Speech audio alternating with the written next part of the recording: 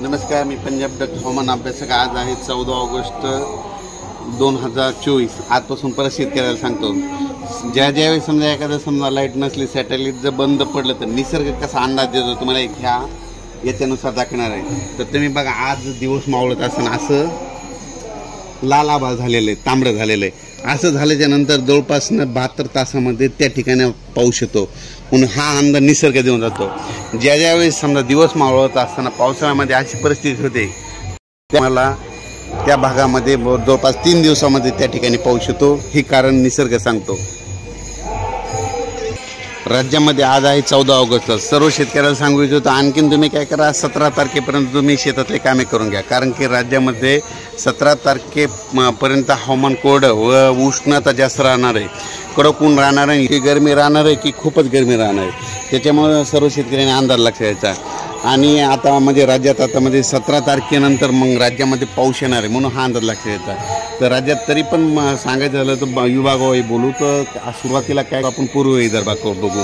आज हे 14, 15, 16च्या दरम्यान पूर्व विदर्भामध्ये जवळपास चंद्रपूर, नागपूर, त्याच्यानंतर यवतमाळ, नांदेड, बिलोली आपण सांगितलं होतं की तसंच लातूर, अहमदपूर, तसेच सोलापूर या भागापर्यंत ह्या 2-3 दिवसामध्ये पाऊस येणार आहे, म्हणजे तिकडल्या भागामध्ये। पण त्याच्यानंतर राज्यामध्ये मराठवाड्यामध्ये देखील स्थानिक वातावरण तयार होऊन रात्रीच्याला बी पाऊस येणार आहे, म्हणून ही अंदाज लक्षात घ्यायचा। म्हणजे सर्वदूर पडणार नाही, फक्त तुरळक ठिकाणी पडणार आहे, म्हणून हा अंदाज लक्षात घ्यायचा। पण राज्यात एकंदरीत बघितलं उत्तर महाराष्ट्राकडे आता 14, 15, 16, 17 पण जवळपास 22 ऑगस्टपर्यंत सूर्यदर्शन राहणार, कडक राहणार आहे। गरमी पण खूप राहणार आहे, अशी गरमी राहणार आहे की जशी मुंबईला जशी असते गरमी तशी गरमी जाणवणार आहे, म्हणून हा अंदाज लक्षात घ्यायचा।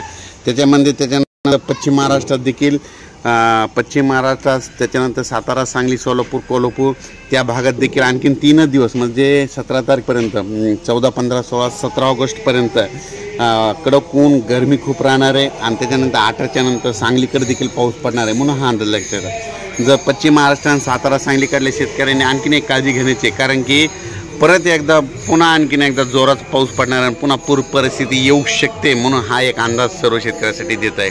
राज्यात एक परत पुन्हा आणखीन मराठवाड्याकडे बघू। मराठवाड्यामध्ये देखील तुम्हाला एक सांगतो की आता 14, 15, 16, 17च्या दरम्यान कडक ऊन राहणार आहे।